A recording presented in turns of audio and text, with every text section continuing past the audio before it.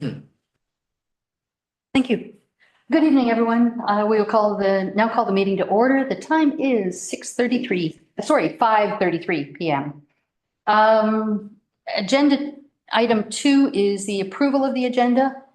That the agenda for the Prescott Heritage Committee meeting of April 23rd be approved as presented. Do I have a mover and a seconder? Ray as mover and Lee for second. Thank you. All in favor? Motion carried. Are there any declarations of interest? Ma'am, I'm just going to recuse myself from item number 2, 360 Dibble Street West, Town Hall. Okay. Thank you.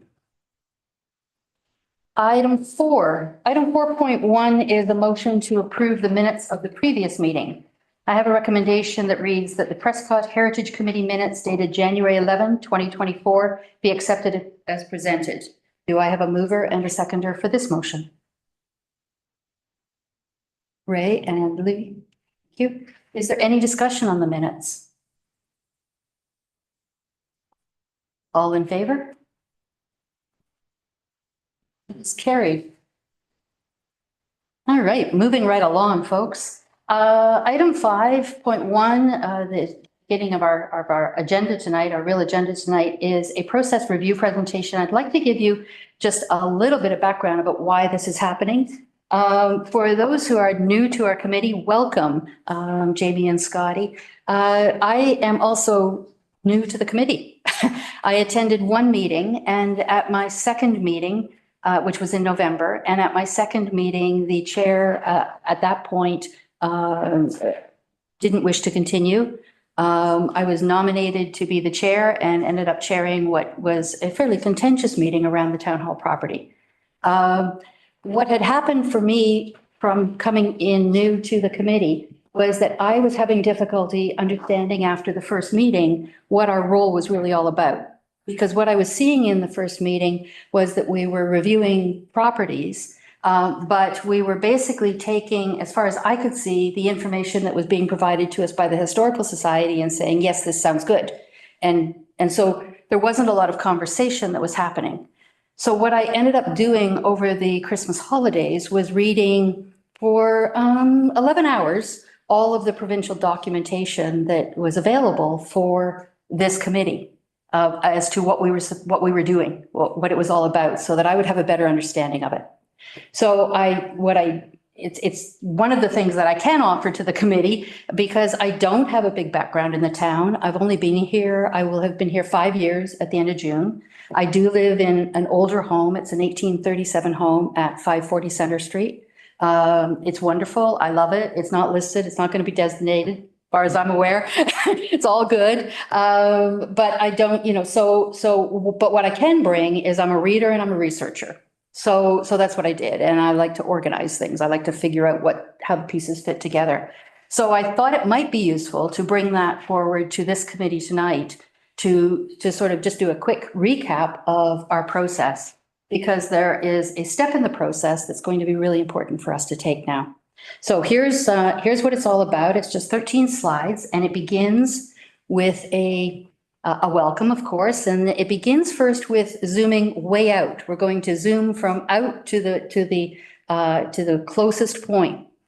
So zooming way out, we go to the province of Ontario, and we are working under the auspices of the Ontario Heritage Act.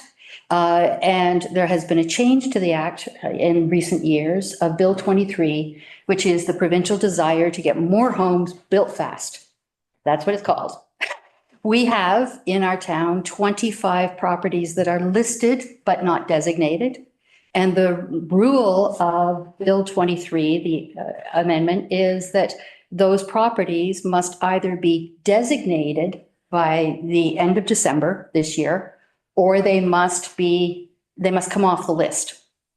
And if they come off the list, they don't go back on the list for 5 years. That's the requirement. So we have a mandate to look at those properties, and 10 of the 25 have already been looked at, but they haven't been taken through to completion. So I'll show you what completion looks like. And so we're got till the end of December. There's a very strong likelihood, in fact, almost a certainty, that council would not be able to necessarily review our recommendations all by the end of December, but we would be able to get the properties, I think, probably reviewed in that time.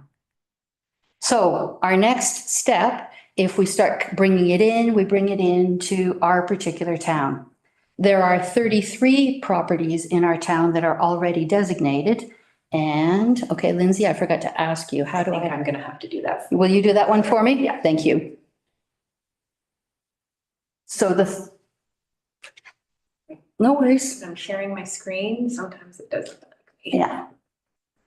And we don't actually even have to do it if it's a pain.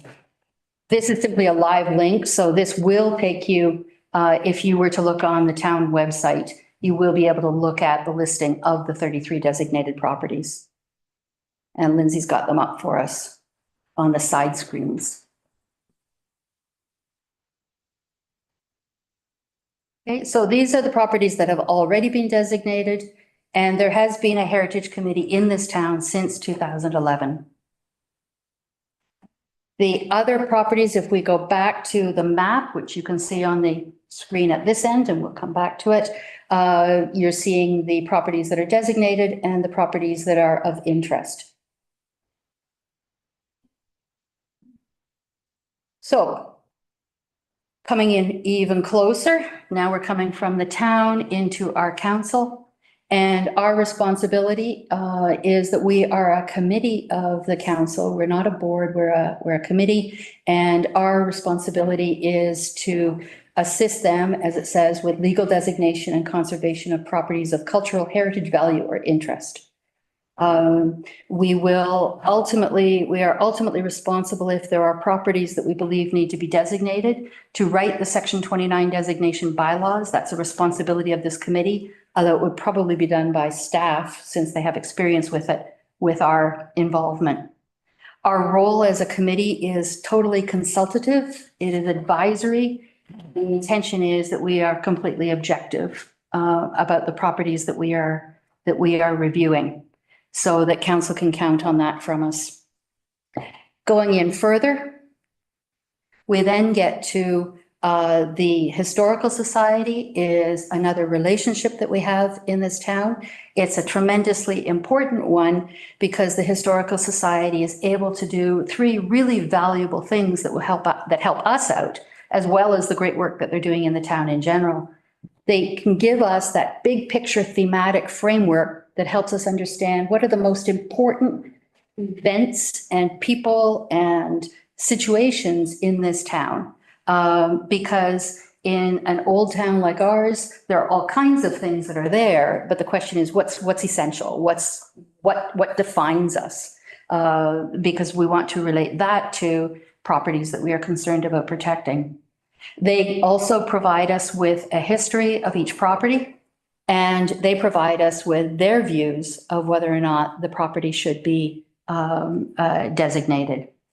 They also have the ability to identify other buildings that we might want to consider once we're done with the list of listed properties, because our mandate goes beyond the end of December 2024. It goes until the next seating of the next council. So there are other jobs that we have. We have other roles to play. Going in even closer, we then get to, what did I call this? Yes, we get to the community, and as I mentioned, we have other roles to play. Part of our responsibility is to educate and inform the community and promote heritage conservation. So there are a great many things that we could become involved in, from newsletters to descriptive guides to guided tours to plaques to doors open events to whatever we might want to dream up. Can be a contribution that we can make to this community. Going in even closer again, we now get to the individual property owner of the listed properties that we are reviewing. And we have a responsibility there to really help those property owners understand what designation actually means, because there can be a lot of confusion around that, a lot of concern that the property is, being taken under the control of the town, that they're not going to be able to do anything. And nothing could be further from the truth, as you will see when we look at the specifics of what designation actually means. So let's do that. What does it mean? It has two parts. There are two pieces to it. The first is the cultural heritage value or interest. So this is not about knowing the history of the property. It's about what makes the property particularly important as it relates to that thematic framework that I was mentioning, the big themes and events and activities of the town, of the community. We have to recognize, particularly in our town, that just because it's old doesn't mean it's heritage, which is certainly something I didn't understand when I moved into an 1837 home. It was like, oh, well, I guess that's, that's a heritage. It's not designated, but it's heritage. No, it isn't. It's just old. So, and just because something is an associated, a building or an environment is associated with an event also doesn't mean that it's the best example of what that event stands for. So there might be multiple properties that would achieve the same focus, but there's one that is standing out that we're saying this is the one that speaks to that particular event or that particular individual in town. So we don't automatically designate everything that John Labatt ever was involved in, that sort of thing. So what's happened for us with the committee to date is that the 10 properties that have been reviewed specifically and totally for that, for cultural heritage value or interest. And what that has meant is that we have looked at this particular criteria form and we've checked it off. And as you can see, well, you wouldn't necessarily know this, new people, but all of those criteria are criteria for cultural heritage value and interest. So that's half of the piece of the puzzle. It's a critical piece, but it's not sufficient. It's necessary, but not sufficient. In order to do that cultural heritage review, blah, blah, we are given by Lindsay, by the town, the original listing sheet from when the property was listed. We're given the Historical Society review. We're given a criteria. We go out as individuals and we do a walk by of the property, and then we complete the form. We've been handing them in to Lindsay, and then Lindsay has come back at the next meeting with a summary for us in graph form of, 3 out of the 5 people felt that this value was met, that sort of thing. And what we need to remember with cultural heritage value and interest is that we need to be able to meet one criteria. It is not better that we meet more. It specifically states in the provincial documents that meeting 3 instead of 1 doesn't make it more likely to be designated. And the reason for that is the final piece, which is the piece that is new to all of us right now. And that is the heritage attributes. So this is the place where it really helps us. If we understand this, then this helps us explain to the property owner what it means to designate. So a heritage attribute is the elements, the physical elements of the property that the designation will protect. So those are the only elements of the property that the property owner would need to go to council to, if they wanted to alter or demolish them. So if all we say on a piece of property is this gingerbread trim is the critical element, then if the property owner wants to alter something else on the property, in all likelihood, they don't need to approach council about it. It would be the gingerbread trim that's the issue, because that's the heritage attribute. The critical thing with a heritage attribute is it has to be physically present. It still has to still be there. It can't be missing. And it has to tie to one of the cultural value, heritage, interests. Can we start calling it CHVI? One of the CHVI pieces. Okay. So those two together have us answering two questions. What makes this property important to our town's history? And what specific and existing attributes reflect that importance? So what I'm proposing, oh, and we'll finish off by saying this is the process then from beginning to end. We identify the property, we research it and identify its heritage value and its attribute.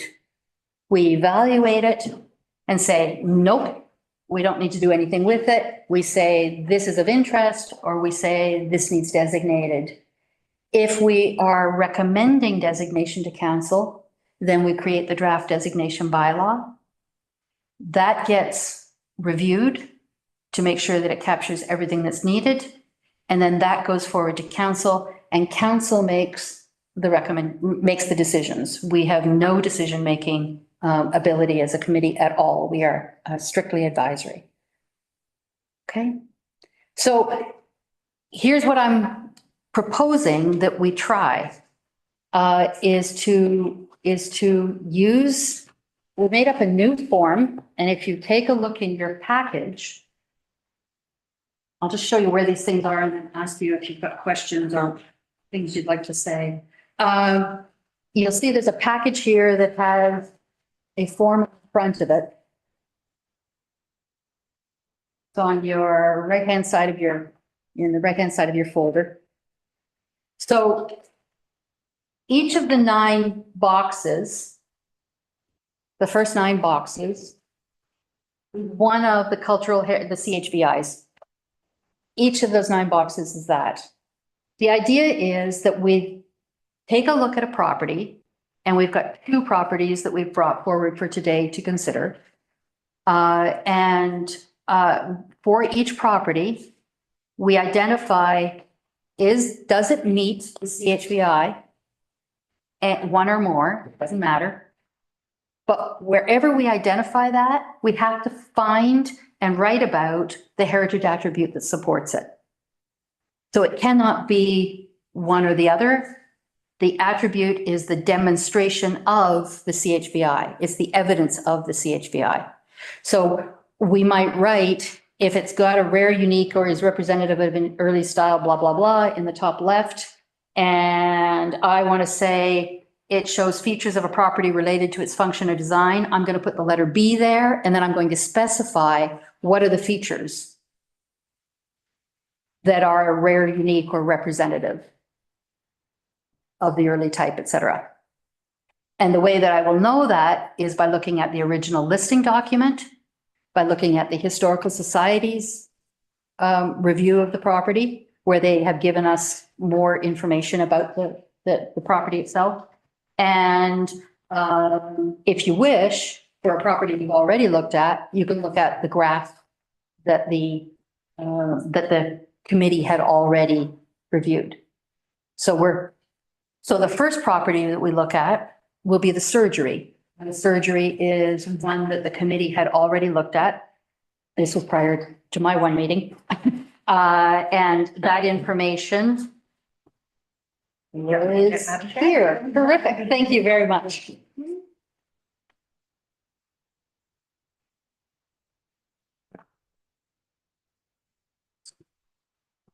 So I'm proposing we take a few minutes right now and sit and look at the information we have on the surgery and complete individually the form that is behind that information. Does anyone have any questions or thoughts about this process? How are you feeling? Where would you tie in the in the columns here, the features related to Properties Historical Association?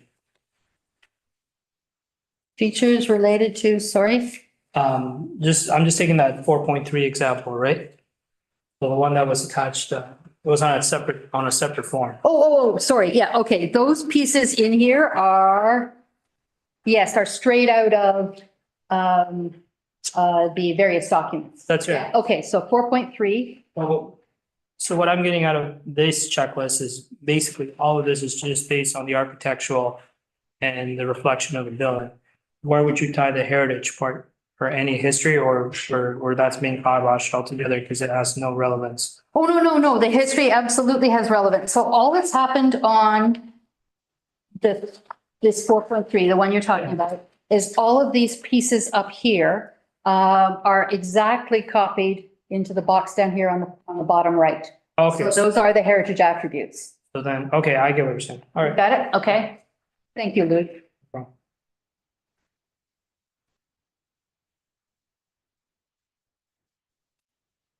Everything else good? Okay, he's talking about this document.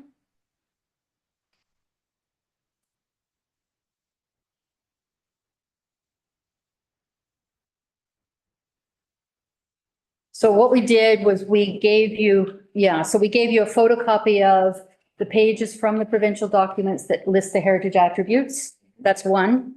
Then we gave you a photocopy of the pages from the provincial documents that go in detail to the specific CHBI, I don't know what is it, whatever. That give more detail about that. Okay, that's what those two documents are.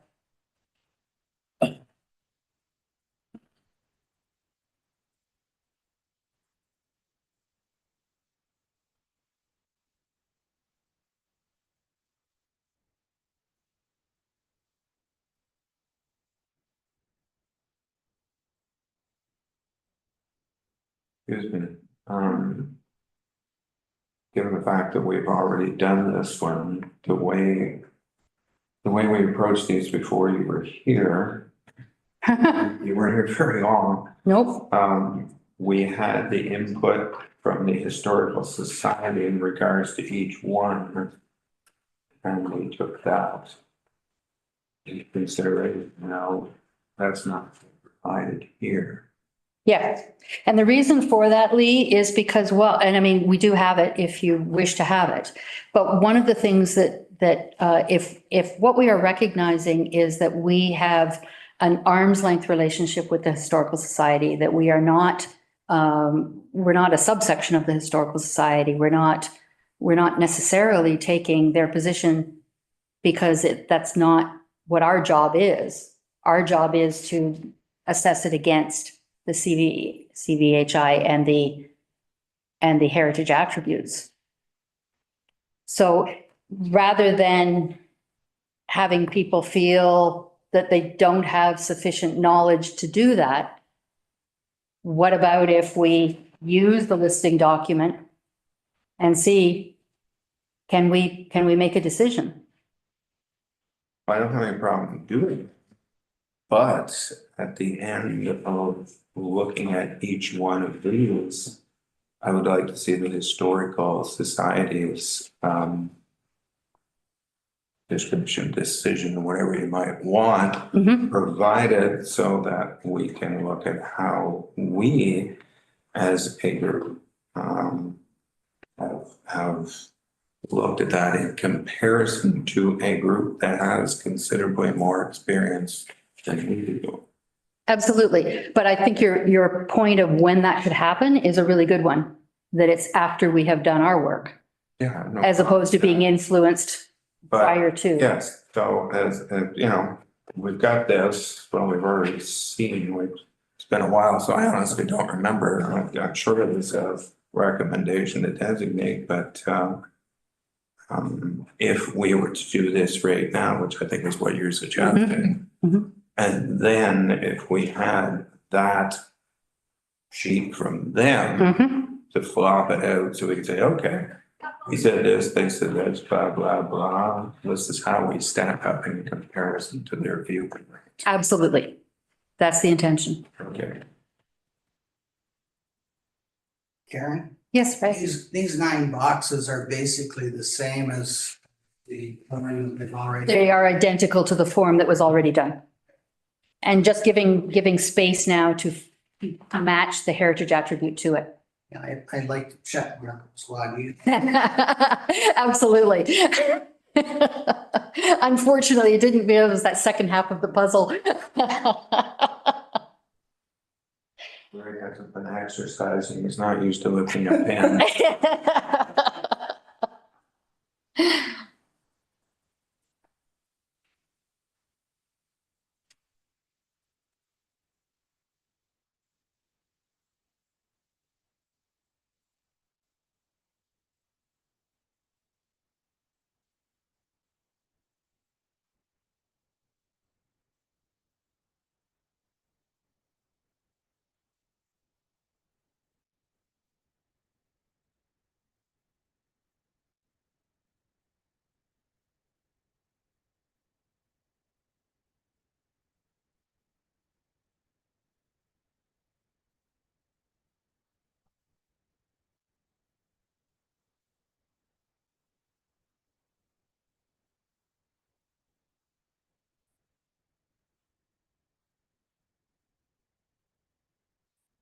And by the way, Ray, I agree, this is much harder.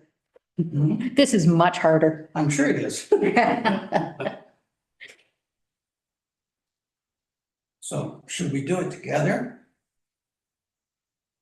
Pardon me. So we all get on the same wavelength? We can, or why don't we give, what do the rest of you think? Do you want? Would you like a paragraph answer of why we would support that answer? No, so it doesn't have to be, it doesn't have to be a paragraph answer, but if you want to say, well, pick one. Is there one that, So we'll go with the first one, for example, right? okay, rare, unique, or is representative of an early style, type, expression, material, or construction method? Okay, so then what we have to do is look at the heritage attributes list in the bottom right. Yeah. And say which one of those demonstrates this for that property. Yeah, that's what I So there's likely going to be more than one choice in that A, B, C, D. There could well be, absolutely. Yeah. Has anyone got one for this property that you believe really fits?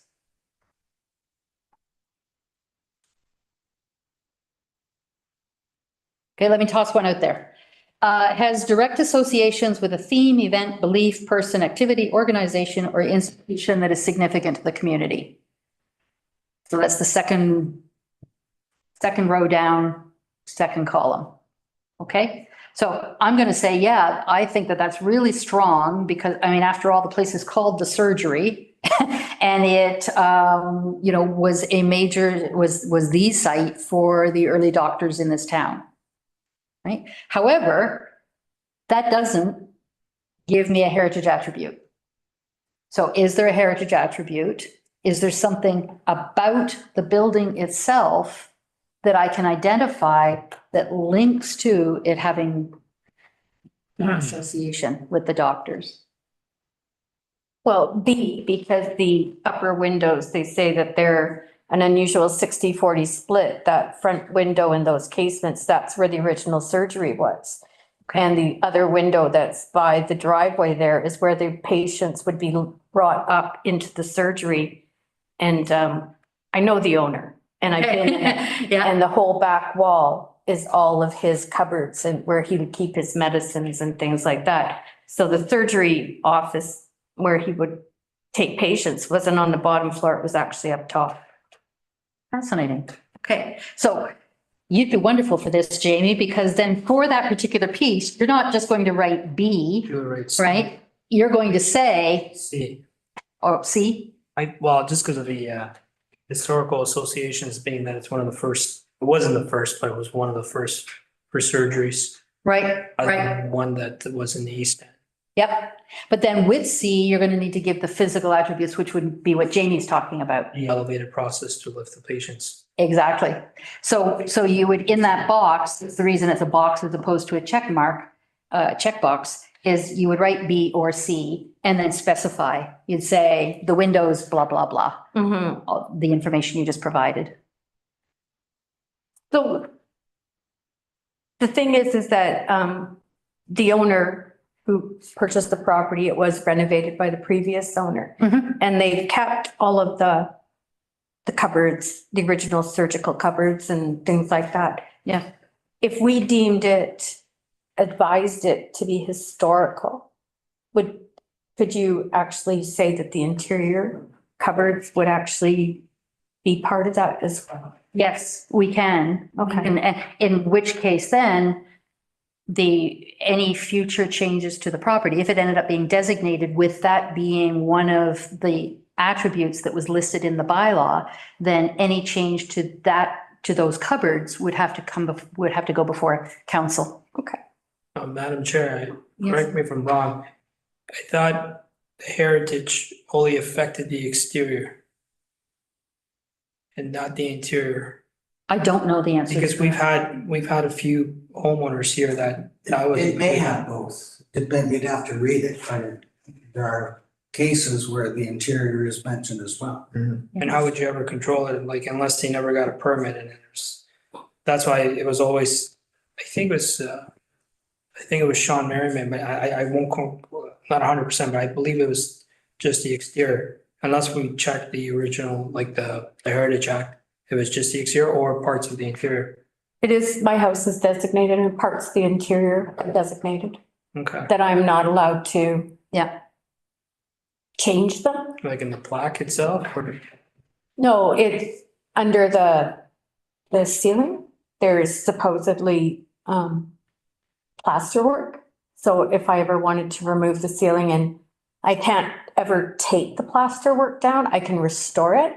so. I don't have to. So we designate a property and there are interior features, all those details would be in that paperwork. they would have to be in the bylaw. Yes. Okay, You see fireplaces and stuff like that, Exactly. mantles and so on. I know of houses in town that have that designated.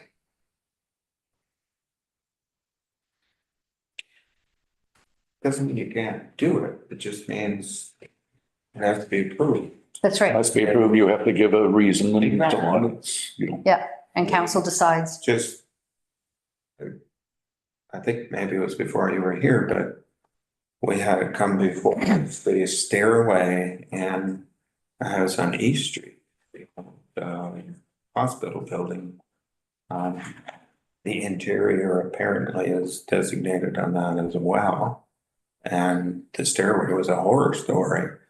And we approved a new stairway to be built because of the shape of the whole thing. It's not built exactly to current standards, but it's a lot closer than the old one was. It's safe, and it was done by somebody to build it so that it does look original. So you can do it. Mhm. You just, well, you can still do it. Like Louis says, if you just want to go ahead and do it and don't get caught, but it's not so much that, it's just on the new owner, right? Because some real estate agents will do a very good job in saying, yeah, this is a heritage. Here's some paperwork for it, but sometimes, people flip houses in 2-3 years. There's 2-3 owners, paperwork could get lost, right? Mhm. That's the only reason. I know we've had people here that were concerned about having their houses designated because they couldn't afford to fix the interior. Because it would be, more than the cost of the house itself. Yeah, I had that problem when I first looked at my house because the realtor I spoke to, or that my realtor spoke to, said I had to keep everything, including the handicap ramp out front, which I don't think was original to 1857, but that was the message I got. And so I backed away and I said, well, no, I don't want to Yeah. keep it that. They said I wasn't allowed to change anything. And it was part about educating the selling the houses. So, yeah, but it does happen. They give out the wrong information for Yeah. sure. He's correct. Yeah, Cool. which steers people away like I did. I just walked away because I didn't need a handicap. So, and this again speaks to the importance of the Historical Society's information, as Lee said earlier, because some of, if there is information about the interior, we as a committee don't have direct access to that. We are doing a walk by of the property. We're not knocking on the door and going inside. So it relies on whatever, if it is going to be an interior designation of any kind, it would rely on the documentation from the society. Or from knowledgeable people such as yourself, Jane, on this surgery. A good question, actually, maybe for us to consider at some point in time would be whether it would be considered too intrusive or whether it would be considered part of our job to have a package on each house that's designated. And if that property comes up for sale, to actually provide that to the real estate agency so that nobody can buy it without knowing what they're getting into. Because as you said, well, they said everything, and so you didn't buy it because you didn't want to get involved with everything. But if they hadn't said anything and you bought it, and all of a sudden you find you're constricted, well, what do? You sue the real estate agent or you put it up for sale again? Is there, I wonder, a moral obligation for us to provide that information on those houses that we had designated? And maybe that's something that as chair, I know you're very good at Researching? Yeah. exactly.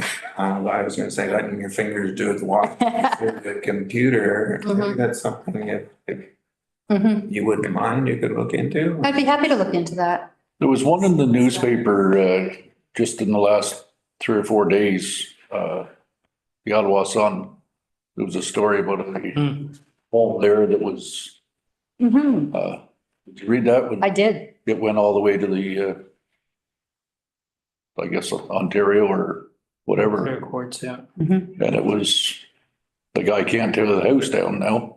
Yeah. Even though he bought it to tear the house down and put some multi-family in there, but, and it was basically because of the trees and the ambiance of the area and so on, which I think it's great. It's, historically significant. They said, no, it's, it's good and it fits in the area very well. And, they don't want a modern day thing in that Mhm. stretch of the town. It's the old town, it's the big oaks and stuff. And Well, I believe the property had already been listed, but it hadn't got to the point of designation yet.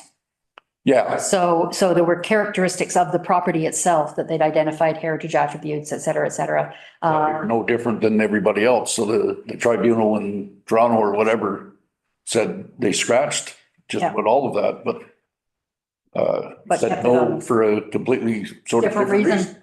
Isn't that interesting? I didn't hear that part. That's interesting.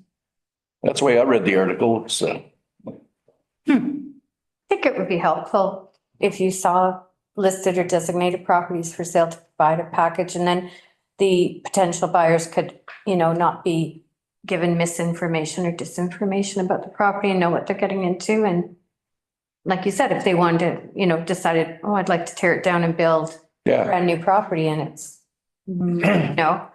and from, my experience, the first realtor was obviously not well-educated or informed, or didn't even look to get information or get, so I was just given a blanket, like, nope, got to keep everything the way it is. And I went, Don't think so. yeah. So, I think it's a. Yeah, I think it depends on the realty company, right? Mhm. And you have a state of economy like you did 2 years ago where it was, people buying on the internet, or you have a company like Sotheby's that kind of does concentrate on heritage or higher value properties, right? So.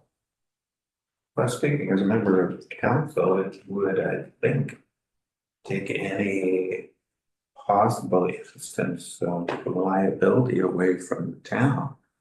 If, if somebody bought a property and then found out later that we had all these restrictions on it, people sue anybody, they could possibly sue the town for not making that obvious. If we did provide a package, I think that would take the liability under no insurance agent, but it seems anything that you could do to mitigate that would be good then. Why are there, if a property is a designated historical property. Why is there not a caveat on title? When you pull title for a property, why is that there not a caveat on it saying that it's historically designated? So there is restrictions, like even in some neighborhoods that are more, modern, and they have, kind of restrictive covenants on, what color door you can have or what color garage you can have. So those are listed on title. I don't know why that wouldn't be listed on title. So if anybody pulled title, they'd see that there's a caveat or covenant on the property. And then there would be no, Since yours is designated, do we know for sure that they're not on title? I can pull my title and have a look, Thanks. but I don't remember seeing it on the title. I'm not saying it's not there, I just don't remember seeing Yeah. it, but I'll go digging. Thank you, thank you. Well, great, if you'll do that, Jamie, and I'll be happy to look to see what information is available on providing information to real estates and what other communities have done. I'm gonna claim ignorance here because in all honesty, I thought there was something on title when it was designated. Yeah. Matthew, You know, you So have information there, it absolutely should be on title. Oh, it is on title? It should be. Okay. but it would be up to us as a town to do that, would it not? That's, I'm just going through and reviewing that. And so, yes, I do believe as once we pass the bylaw that we also require to put it on title. It's actually under frequently asked questions that I found it. So, Great. so yeah, it should be on title. And what we'll do is we'll go back through all the ones that are designated and ensure that it is. okay, thank you, that's terrific. You don't need to search your paperwork anymore, it's all good. Well. Yeah, maybe you want to. Interesting to see what's on title. Yes, yes, how it's worded. Reading's also- Yeah, yeah. It's, somebody drives through town, looking at houses or thinking of moving into the area and stuff and say, oh geez, there's a nice looking house. It's up for sale and stuff. We should take a look at that. And they check the realtor and so on. It doesn't necessarily until they go 2 or 3 steps further before they realize that, hey, there's a designation on this, which could be circumvented by putting a small plaque beside the front door of each house that is designated. Just to show so that realtors, anybody can say like, this is a designated home or this is a historically significant, whatever Yeah. wording you want, just a, cheap plaque that they're not allowed to remove. Yeah. And Yes, I've that seen would that. help somebody to go to years and years ago, we used to have them on the buildings, like, Yes. and they were bigger plaques and so on. Mhm. And it was more, well, it was houses and buildings, but it was, it probably got cost prohibitive, like they were, Yeah, I think, so definitely it should be on title. Usually what you would see on title is the bylaw itself, is that we would register the bylaw on title. So that way it's very clear what's historical about the property, that sort of thing. And yeah, I think. they could go right to a site then on their computer and look it up themselves right away. And we have all of those bylaws, I believe, on our, or we will have all of those bylaws eventually. Good job. Basically, when we went to that page that shows all the designated ones. Yeah. Eventually we'll be able to click on that and we'll go to the bylaw and you can check it that way as well. So through you, Madam Chair, what is on the website is a highlight of the bylaws rather than having PDFs which are not accessible on the website. It was a highlight of what the attributes were or what the bylaw number is. So if the homeowner wants, they could always contact our department to get a copy of that. Terrific. So there is access, just not the original up there. Yeah. Sounds good. Sounds good. I'll never forget when I was in university in Toronto, walking with a friend one day and seeing one of those plaques up on a building, and we went closer to the building and it said, on this spot in 1827, absolutely nothing happened. All right, shall we figure out for the surgery then, has direct associations with a theme the most significant for us, given the information that the specific information Jamie has provided? Is it something else? What are we saying?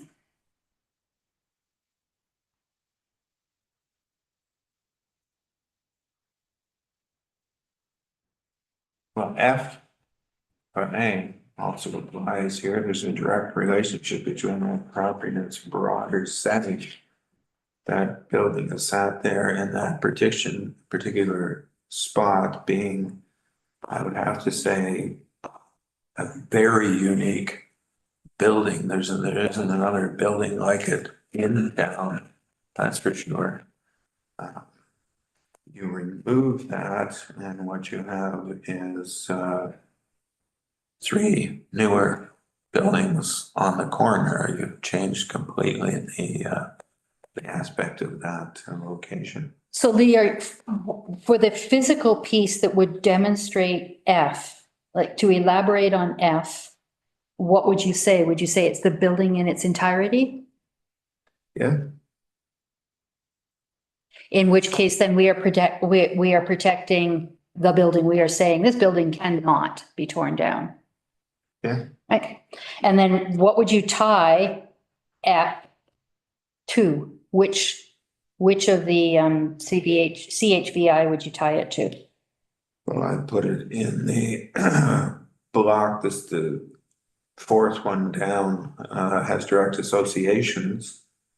I would put it in physically, functionally, visually, or historically linked to its surroundings. Okay. It also has high value, actually it hits several has value because it is a landmark. I put it in the landmark.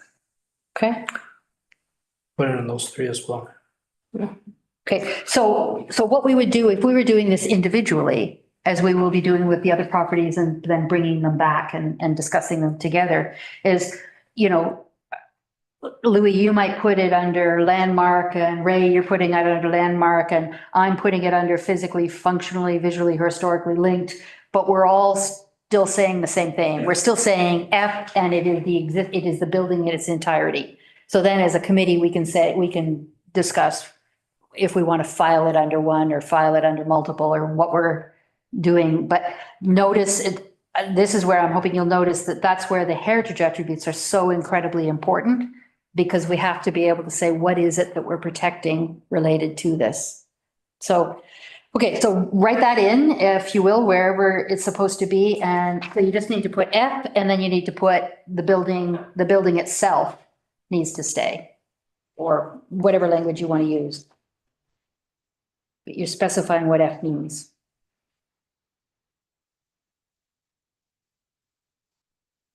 The interesting thing I find about this is that it's pretty sure it's been built around 1837. There's no usage indicated until 1853. It was presumably used as a tailor and a clothier shop, but we don't know what it was used for originally when it was built. No.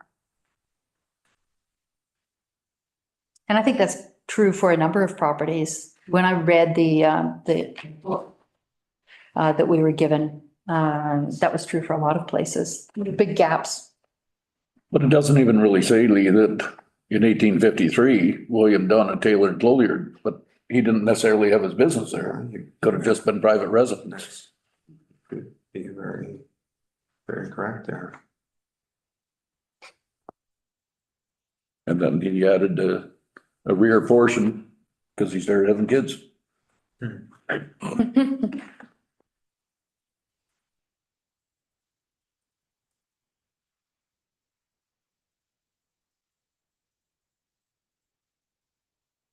When I was doing the previous forms, one of the most difficult questions was the one about high degree of technical or scientific achievement. Mhm. Does this building, I mean, to me, it's rectangle. It doesn't demonstrate anything beyond a rectangular unit, does it? No, I don't think so. I've got X's on everything except the landmark and the direct association.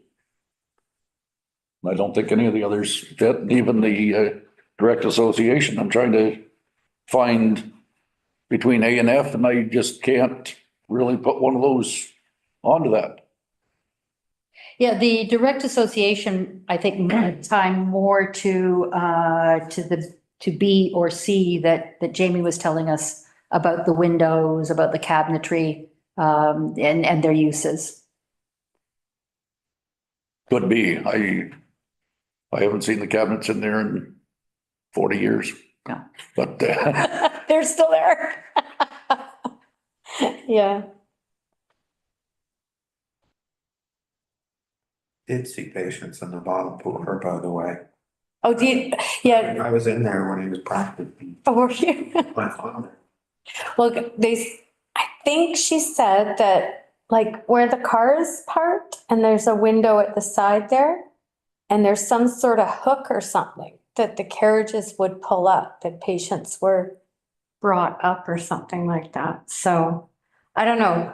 She was showing me around the house or something. So I can't remember exactly. There's a lot of trust in that pulley system. Yeah. Yeah, there, that window there. 'Cause it's floor to ceiling window, so it's like a door. Yeah. And that's where the carriages would pull up. And I don't know if there used to be steps there or stairs, but that was access to get into the surgery. Wow. Yeah, because see, it's bigger than the other windows. You know, if you watch the old westerns on television, it's quite often that a patient came and actually stayed at the doctor's office.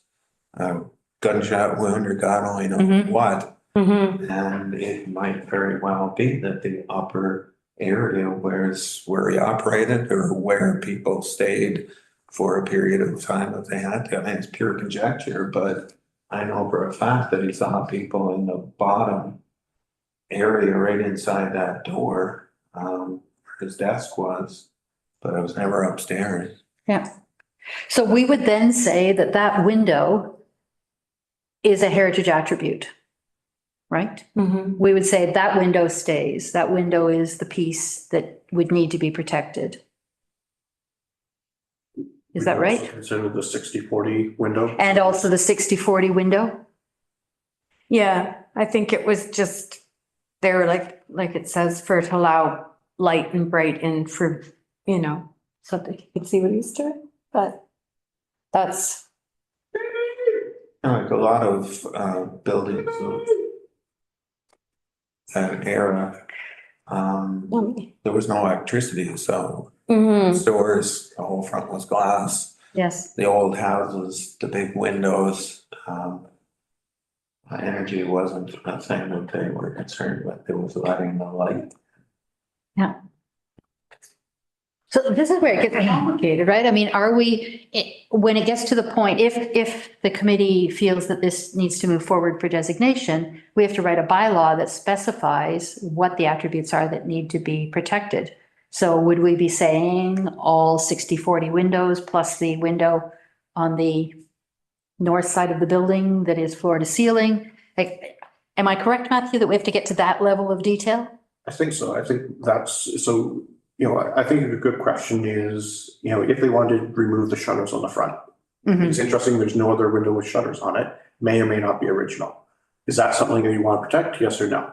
So if you don't mention it in the bylaw, it wouldn't be something that they necessarily need to be worried about. If it does mention it in the bylaw, then that's when it triggers, when they go in for a building permit, then John does his thing and it kind of goes from there. So if there was a large amount of gingerbread along the roof eaves, that's a great example as well, is those things that you really want to zone in on and say, so any building that ends up with a designation heritage or a heritage designation will, if they want to demolish it, has to automatically come here. Like that is regardless of what you've written down.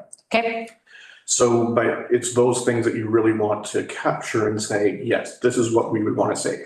It doesn't preclude them from, and obviously I believe these windows have been changed because that looks newer than probably 1830s. But as long as they maintain that same look, then there's no, they're recreating something. It doesn't necessarily mean it has to be wood, doesn't necessarily have to be that, but as long as they're maintaining that same 60-40 split or that same full height window, those are the types of attributes that you want to to really save, if those are the things that are important. Thank you. A part of it is this house, again, has been extensively renovated, not once, but twice. Mhm. Interior Mhm. and exterior. Which sometimes, at what point do we say, okay, now it's designated, we're going by a house that's already been extensively renovated prior to it being designated. Yes. And that will happen quite often. Okay. Yeah, Okay. yeah. So we can still say, in the renovations that have happened, there is still that very large window on the north wall that was used to bring patients into the surgery. Mhm. That needs to stay. Okay. And that was an important item that the chair mentioned earlier when we were talking, is that it has to still exist today. Yes. So if the cabinets have been taken out, we couldn't go back and say they're historically significant because they're not there. So the fact that it's still that 60-40 window, that's great news. Yeah. That's kind of- If it ever was a 60-40 window. Right. Yeah, I like how do you? never heard of a 60-40 window prior to 35 years ago. Right. And I'm not convinced that that is an original window or, and even the big door or window on the other side. It's personally, I don't think that it's original. Mhm.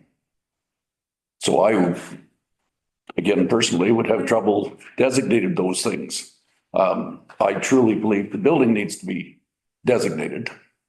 I would hate to see anything happen to it. I mean, that's the way it is and that's the way it is, but, it's like my building down the street, the stonework is designated.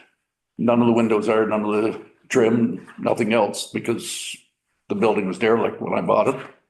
I restored it to close to what I thought it was. I got as many pictures and everything as I could and blah, blah, blah, but my roof line's off from what it originally was. I didn't find that picture till after it was done. But, I put back in what I felt was close. But it's designated, the stonework is designated, so I can't tear the building down. I can't punch another hole in it. Yes. Fraser made me write a great big long dissertation about hanging that mural on the thing there, the stainless steel bolts and everything else, so on, but so, maybe we can get things like this, you can just designate the exterior walls or something. Just the building itself, because like that's kind of things that it's been extensively renovated. So how do we know? But there's no Sure. fancy architecture or anything No. on it. It's like the windows are odd, but I'm not convinced that they're original.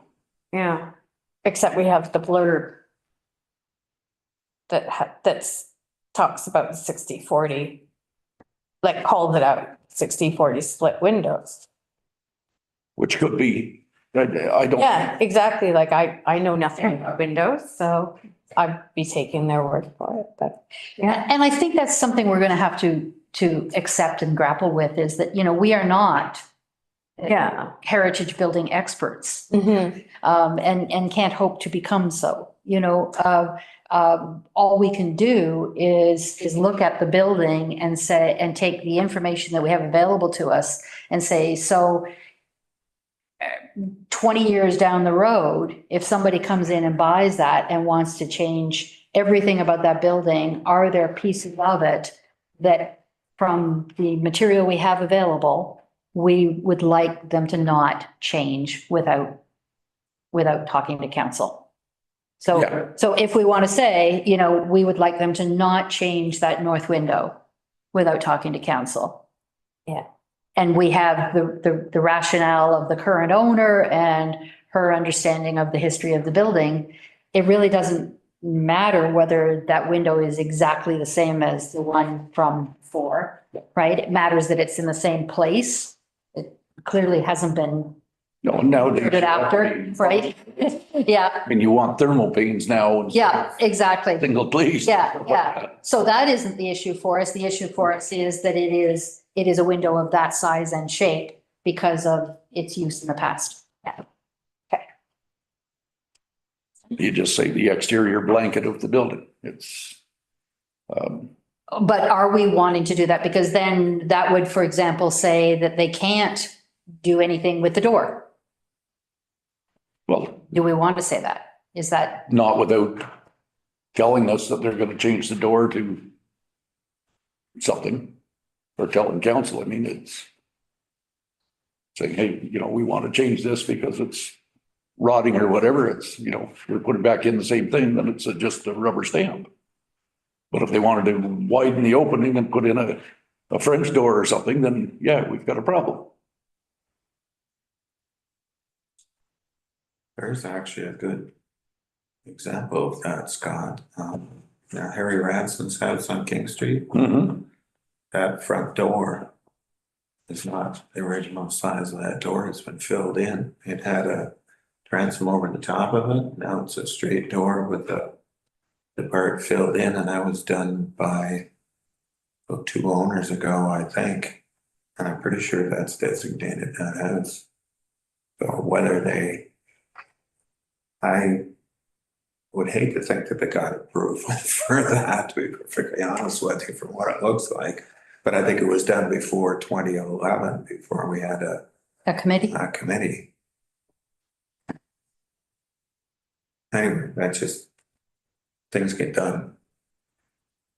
Sometimes it's easier to ask forgiveness and approval, especially if you don't know. Okay, where shall we go from here, folks? Are we in agreement that this building should move forward for designation? Yes. Okay, so we then need to get our information at least onto one form for this that specifies exactly what it is that's going to be designated, what the heritage attributes are going to be. Do you wish to do that tonight, or have we exhausted this one for the moment? Can I ask a question? Yeah. This is the only one that we have ever voted on recommending to be designated. Every other one, we did that check mark that Ray loves so much. And we took the Heritage Historical Society's information and we set them all aside, intending to deal with them en masse at the end. Now, if we're going to change our way we're doing this midstream, do we go back and start over, or do we continue on this way? And then at the end, go back and do the others? No, my proposal is that our next meeting, which is a week from this Thursday, that we take some of the properties that have already been looked at, because there's only 10. We take some of them, maybe we take 5, and we do this process so that we can check mark and say, we're done this, we're done this, we're done this, we've done these properties. If we leave everything to the very end, I think we've got a nightmare of a time trying to then capture all of the heritage attributes. I mean, imagine doing this process for 25 properties at the end of the end of the year. We also have the nightmare of getting that number of bylaws written and then dumping all of that on council, as opposed to, if we can get it so that we have, 4 or 5 properties that we can move forward with, right? Get the bylaws done and get them to council and just keep moving it along. If we go through the 10 properties that have already been considered, then we're clear to move on to the next 15. And this would cut some of the work for you, Lindsay, that you would have to take all the paperwork and then make a graph and be like, okay, yeah, you got enough stuff in your. And through Madam Chair, if the committee still wants to see a visual, we can still work with the committee on things like that. But I think even seeing the discussion that happened here this evening, the process like it'll be a good. But the next step, paperwork that doesn't need to be done. I agree completely. I was gonna try and let it all go to the end anyway, but given the length of time we've spent on this one, granted, as we go along, I would hope it get a little quicker, but how many do we have left to do? Well, there's 25 total, and so we've done 10. Okay, well, I would suggest not 5 at a time, because we're still gonna be doing this for a while. I'd say maybe a couple of the ones so that we get those done when the whole thing is done. I think 5 at a crack is just gonna bog us down. What about if for the next meeting, we take a look at the list of, so the list of the ones that have been reviewed to date is in your package. And can we just agree, rather than getting to new ones for the next meeting, because we might as well deal with the material we've got at this point. Just agree, how many of these could we go and take a look at and work on the forms? What does everyone have time to do? You're talking about all the ones, No, I'm talking about this list. oh, sorry. Single page, properties reviewed to date.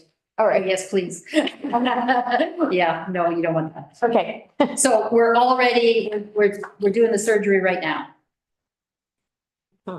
If we were to look, for example, maybe the churches are fairly straightforward and easy for us to do, Yeah, those are straightforward. right? So if we did the churches next time, so we've got St. Andrew's and St. John's.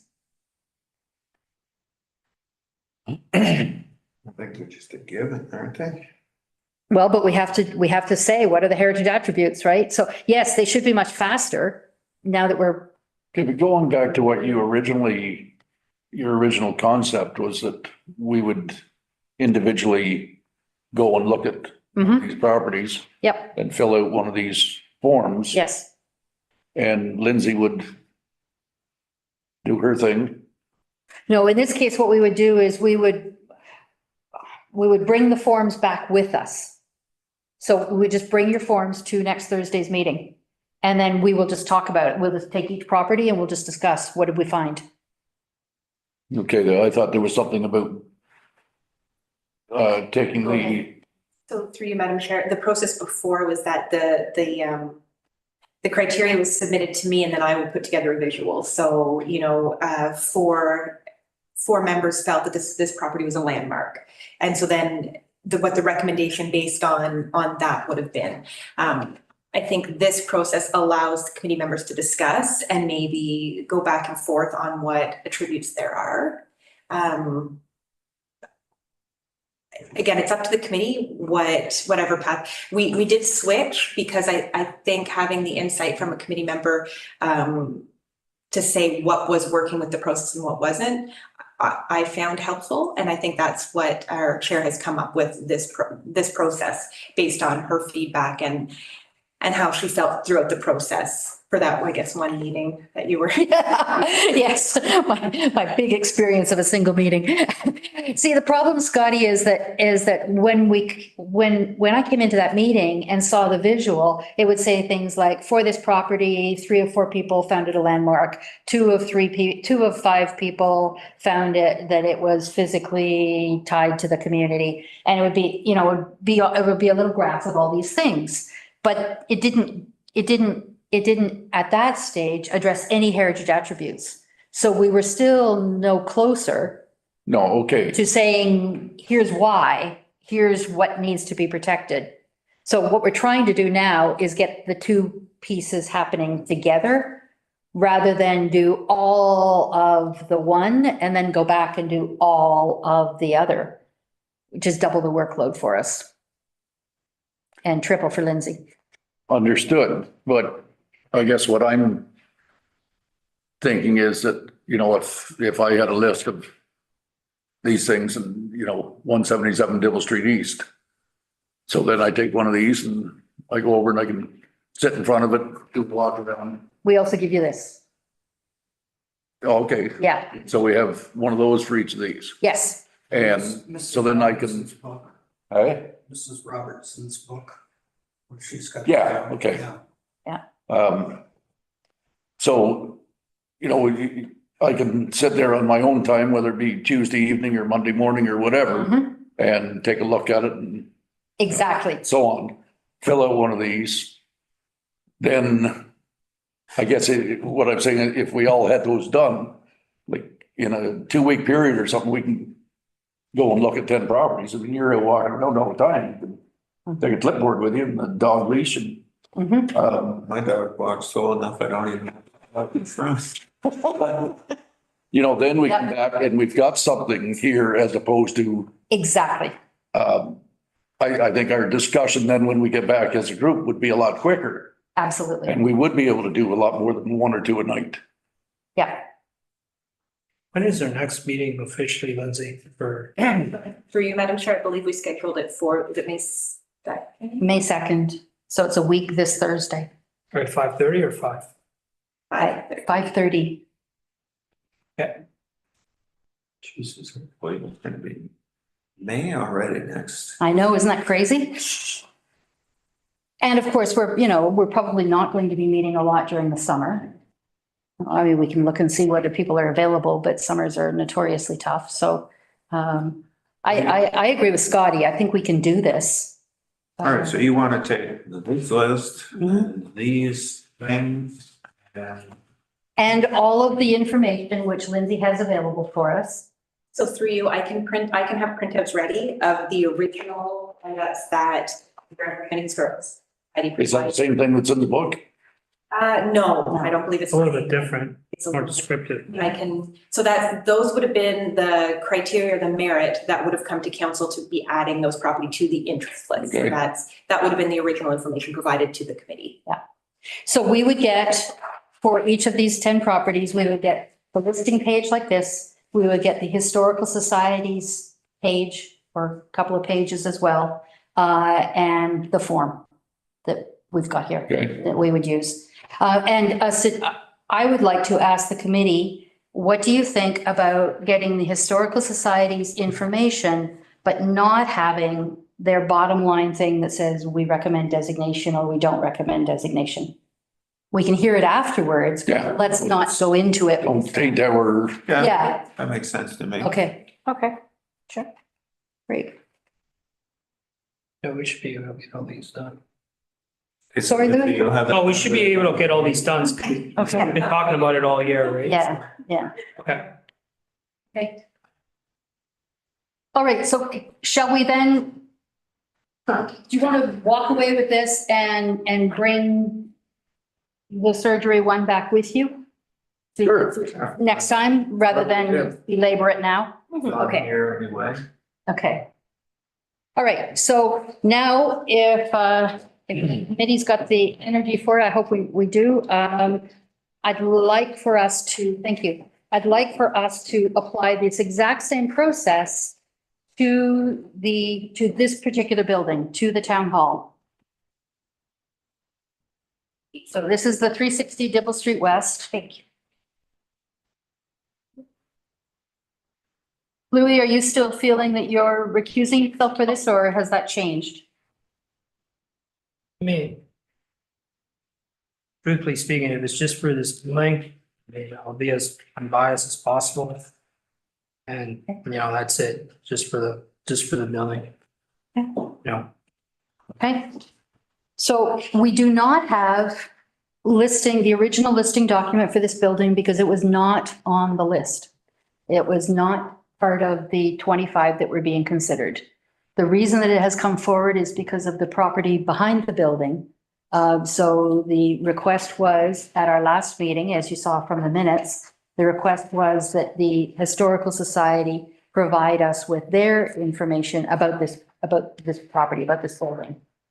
So this is the information that we were given. So now what we have to be able to do is take this information and look at it against the form. What fits, what doesn't. Give you a few minutes to read it.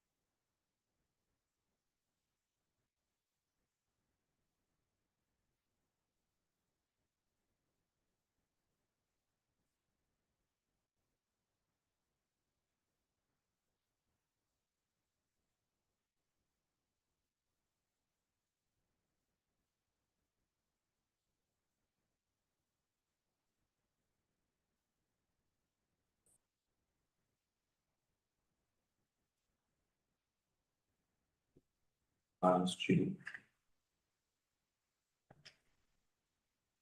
We should look at the last sheet, all the check marks on it. Oh, okay.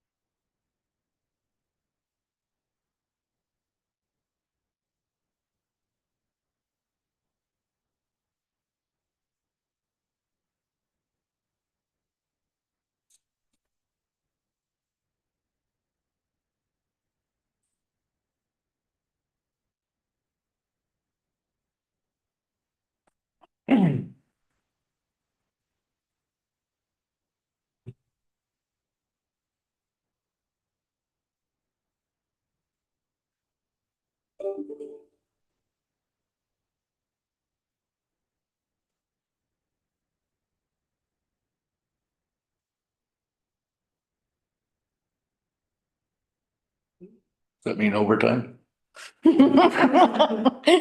Don't you wish?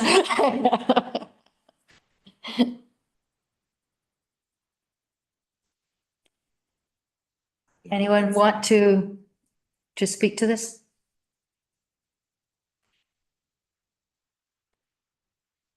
I guess being new to this and so on, I don't. So there's a proposition to designate this building? That's what was being asked to be brought forward to the committee, was information about this building. So it was not on the original list, No. but because of the surplus to requirements land at the back, there was interest initially in designating that land, but as you saw from tonight's discussion, you can't, you have to tie a physical attribute to something, right? You got to say what it is you're protecting, and you can't protect grass. You can't, there's no way to Okay, tie that. It has to be one of the things that's in the heritage attributes. So the request came from the last meeting that the field is part of the property, which includes the building. And the argument was made at that time that perhaps the building has value, has cultural heritage where value. you have to find something in the building to protect the property. And even then, it may not be. It might be that it's the building itself, or it's, that there's a heritage piece. And that was the concern at the last meeting, is that because we are an objective committee that is meant to be advisory to council, we can't go into this from the perspective of we have to find something that's going to No. serve the end that is desired, right? We have to look at the material and say, is there evidence here to support it as a potentially listed and ultimately designated building? I have to say though, Scott, you grew up a book, the opposite direction from where I grew up, but we both played here a lot when we were younger, and I don't ever recall this being described as the lot behind the town hall. If you're going to play baseball, you're going to the old high school. That's right. It was the old high school that included the property. It was one. But we were playing there in the early 60s. Yes. And the high school moved out in 58. So it was the old high school. That's what it was always referred to. I mean, But, you know, and I read through this and there's errors in there that just weren't there in the 60s and 70s. Like this is based on 2000, you know, 2010 and stuff. But there was a backstop there. There was, you know, sandboxes all down West Street and the playgrounds for the summer and stuff. And it was a very viable town area. Since then, and I mean, back then kids played wherever there was an empty lot, or like Hathaway had a ball field, Newell's had a ball field, all the schools still have them. Now we have the park, Centennial Park, which we never had before. We had Kelly's Bay, and we've got the beautiful waterfront that we never had before. But personally, I think it would be a shame to cut out the property from this large building and sort of ruin this block. But I also don't see anything.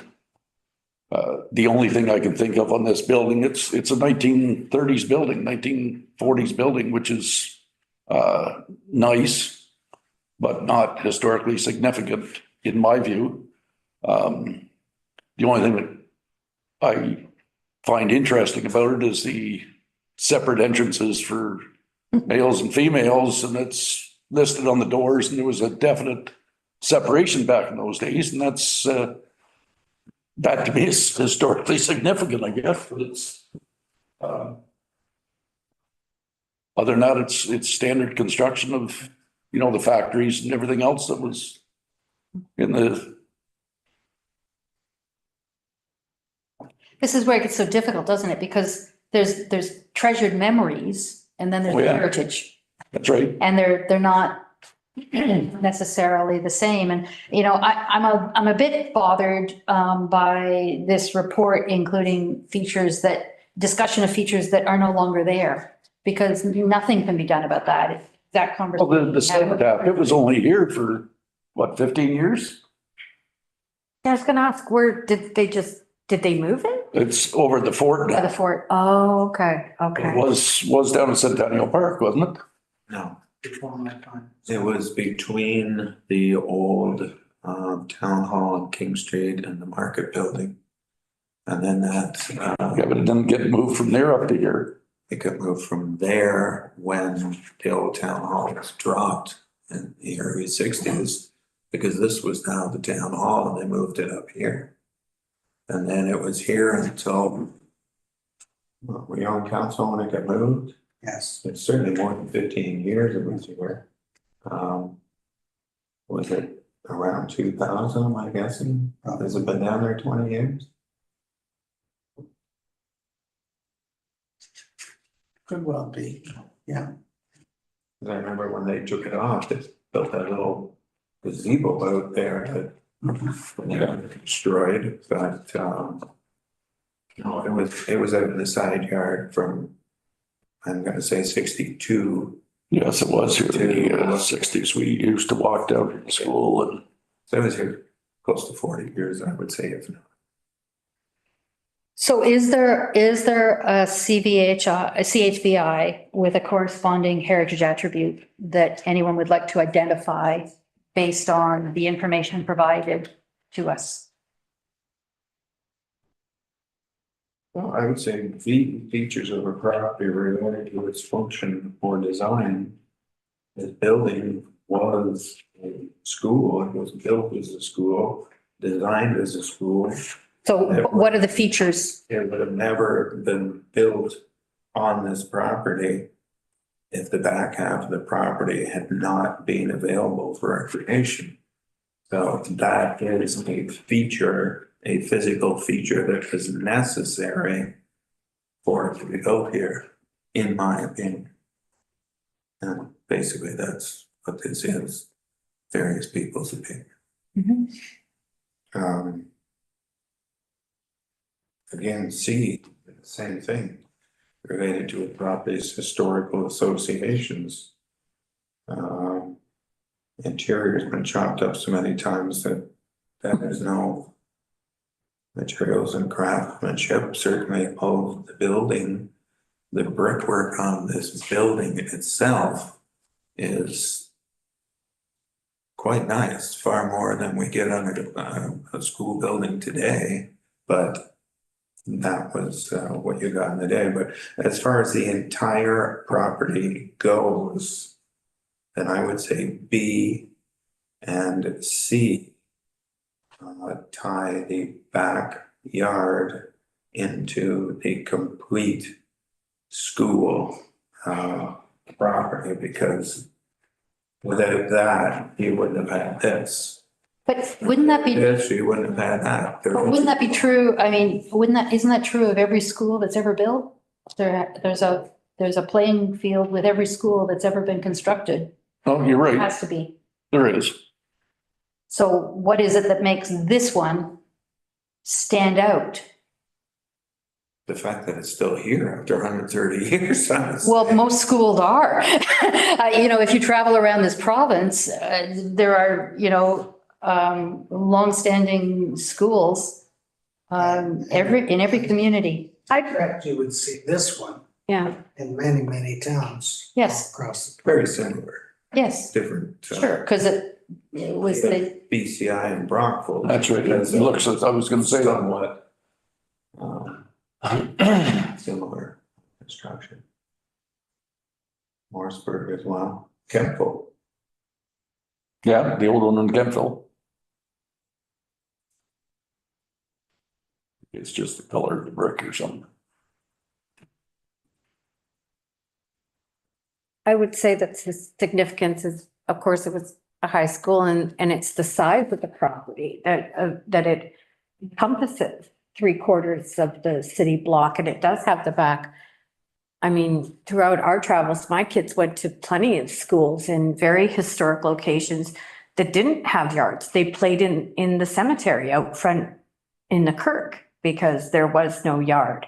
Or they played in a back alley beside the pub because there was no schoolyard and they had to walk 3 or 4 blocks to the next football field or soccer field or this is in whatever. Scotland. Well, Scotland and Sweden and in France. Mhm. So and those were buildings that were 600 years old and Yes, 500 years old. So to me, the significance is that, yes, it's an example of Art Deco, but the fact that the whole property is here, that it still exists as a massive property that takes the size of it is quite significant, I think. But you could go along the lines of, the school was a focal point of the town. Like with the flags and the raising of the flag and the cenotaph was here and it's where everybody would meet and. It's, it was a focal point and a gathering spot for not just students, but groups, the bands, the Community. cadets and all this stuff afterwards and neighbors and so on. Neighbors for blocks, and it still is that. Even though it hasn't been a high school for 60 years, it's still that. There was still the cenotaph there until 20 years ago. Yeah. But you know, the library's still there. There's still people that walk through, cut through, whatever the volunteers are willing to do, the hockey rink and so on, they took away the backstop there because of liability, which they took them down everywhere. Took the bicycle racks out so we can't climb up on the roof and get our ball back anymore, but it's, Darn, that was disappointing for you last week, wasn't it, Scotty? It's a tough one because, you know, a little different than most, but.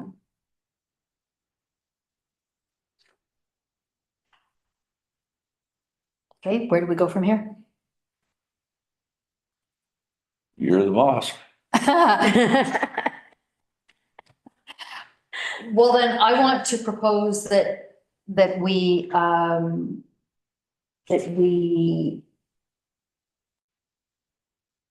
work through, I think we need time now. I think we need to work through the forms with the properties that are on the list. Still keeping this very much in mind. You can still go away and complete a form for this one. So we add it to our discussion for So Or this next is week. number, This becomes number 11. Okay, what do you think? I just think it's been a full night, and to try to bring it to any kind of conclusion right now would be challenging. Okay, This is.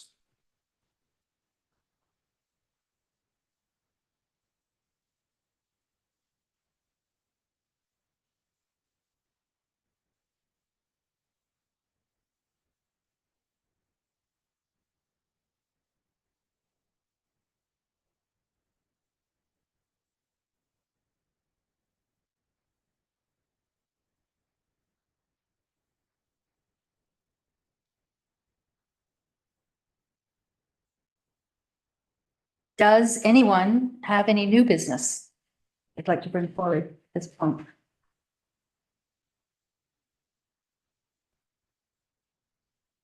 Okay, there are no questions from the media. Actually, if I can throw something in there, it was something I thought. Is this new business you're talking about? Okay, yep. It was please? something I thought about when you were speaking earlier, but wasn't time to reject it, but,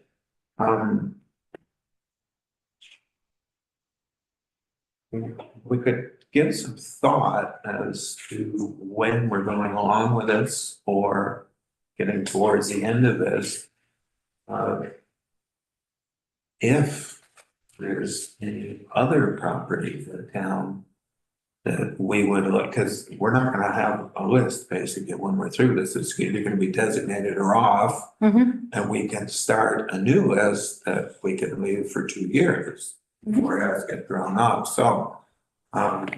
As kind of a future project or as we go along, perhaps if anybody finds something that they think worthy of listing, they can bring that along and we can add it for future reference. Maybe we can just make a list of future reference or something. Sure, sure.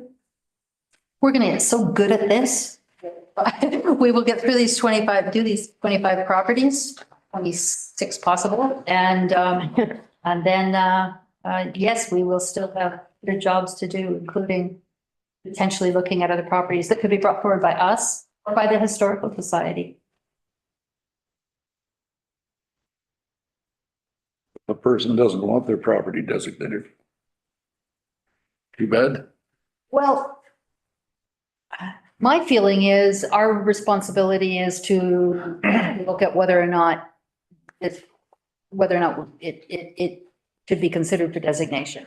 And then because we are strictly an advisory group to council, we don't really need to deal with that part of it. I mean, other than really helping the property owner understand what we're talking about, you know, in terms of the heritage attributes, that there are all kinds of things they can change without any by your leave from us, or from council. You know, it's only those specific attributes. So In other words, it goes to council. Council's the one that makes the decision. Yeah, no, I'm just wondering whether there's a letter, two-page little thing that you give to a person to say that, hey, the town is interested in designating your property.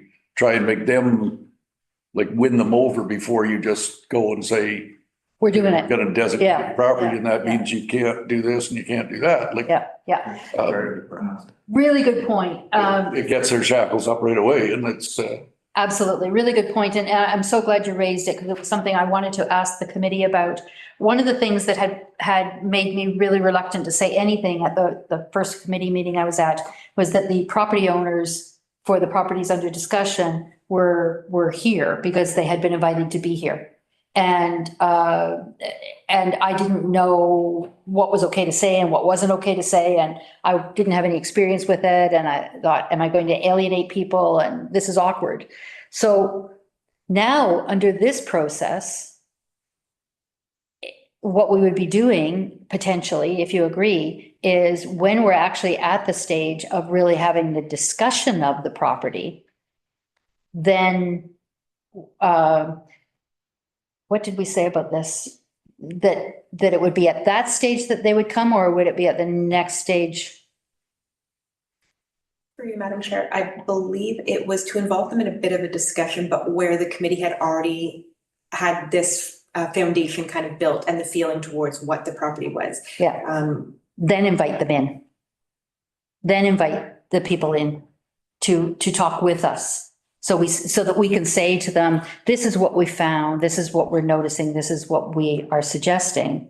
which is great. I'm just wondering whether there could be an advanced step to it so that all of a sudden, over the course of a week, 4 or 5 of us show up with our clipboards and start looking at their house and up at their eaves and everything else. And I mean, if I had 5 people coming to my house and do that, I'd probably say, what the hell's going on? No, you give them all a beer and invite Well, there's that too, but a lot of people are afraid of having a designated property. Yes. But if there's some sort of an introductory letter stating the pros and cons of it, the cons certainly being that you need permission to do a few things, but the pros are that it doesn't mean you can't change your window. Yes, you can put in new windows that are thermal pane or whatever, but we would like them to be,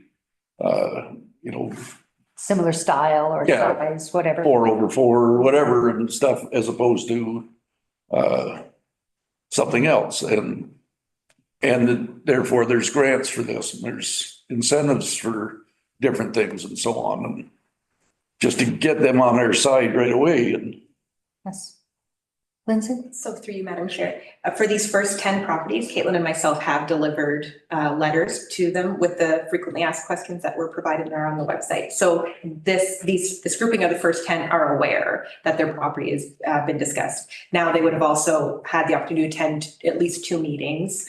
And I think it was that experience that the chair was kind of speaking to. So if the committee would like, after the first 10 for staff to go back out and deliver some frequently asked questions, and just kind of give a heads up to the property owners saying, if you do see people come by, they're committee members, this is what they're doing. If you have any questions, to reach out, we can do that. Now, I will say, delivering the letters wasn't always 100% successful. People showed up. Sometimes I didn't receive many calls. But we can put the information out there if the committee would like. How long ago was that those letters went out for these 10? So through you, Madam Chair, we tried to deliver them at least a week prior to the meeting. So our first meeting, I believe, was September 21st of 2023. And then we would have met in October and November. I don't know if we met in December. And then since then, we've sent no notification letters out. Yeah, there was just such a high turnover of housing that I was just curious because could have been an owner you sent it to and they could have sold, type things. So yeah, just curious. Some of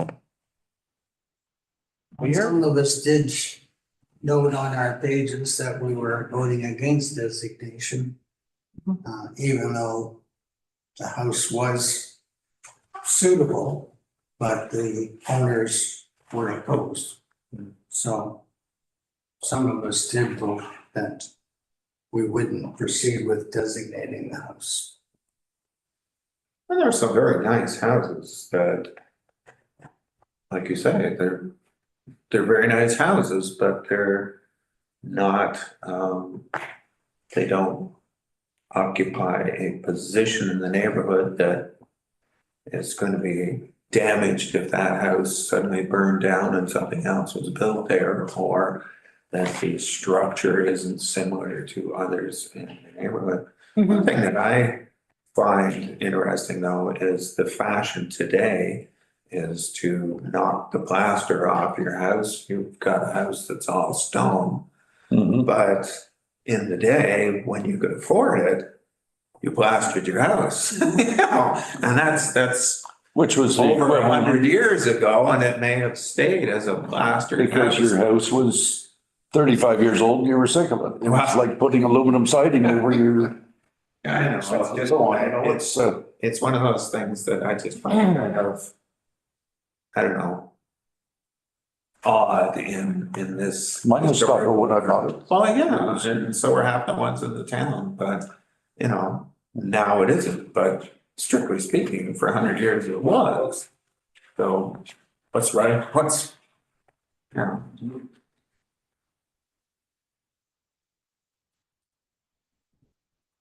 Okay.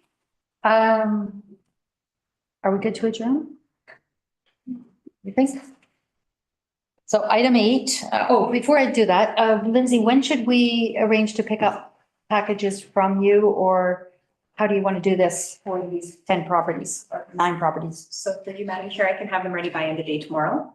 If everyone wants to pick them up, I'll just have them paper clipped and waiting in the main office for everybody. Thank you.